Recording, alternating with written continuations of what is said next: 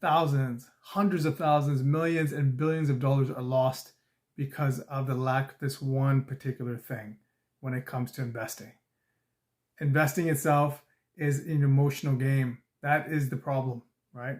That's why all these major institutions always win the trades, or most likely win the trades, because they have algorithms, non-human touch that is going to actually execute the trades or the investments themselves. Whereas when retailers get involved, it's all about our emotions. When the market is high, we are high. We don't think it's ever going to come down. When the market's low, we don't think it's ever going to go up again. So we have this fluctuation in our emotions, and psychologically, we're not built for that. So we buy at the tops and we get out at the lows, and that's a problem. That one thing is stop losses. That gets rid of all of the emotion when it's triggered. Now, if you can do it where it's automatic, you can just program it in. If you are doing any trades, that's great. But even if you just have a mental number, that's going to take you far, far further than anybody else. But here's the thing. You can't just have the number. You have to execute. When it hits that threshold, you have to sell out.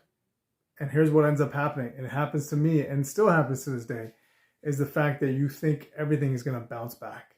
When it gets down, you're like, look, all I need is another 20%. I break even and I'm out. And the next thing you know, you're down 50%. And the mentality continues. Well, now if I just go up 25%, I don't mind if I take a 25% hit, and now it goes down another 50%.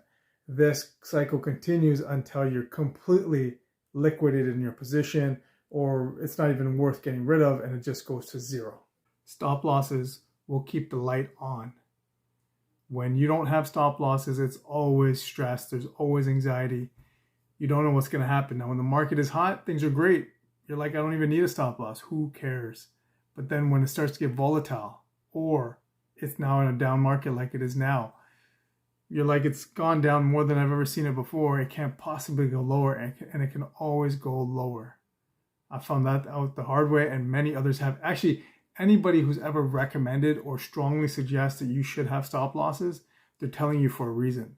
It's because they've been hurt by not having one. So if you're just starting out, if you've just been dabbling, it hasn't really hurt you yet, that's great. Time to put that into your mentality that I need a number of whatever position I'm in. Now, if it hits that, then I'm going to get out. If you are in it for the long haul, like Bitcoin or ETH or anything like that, no problem. As the number goes lower, you buy more. That's not an issue at all. But if you are doing something more short-term trading, then I would strongly suggest, that you have a stop loss put into place, whether it's programmed in or mentally programmed up here. Because without it, you won't be in the game for very long.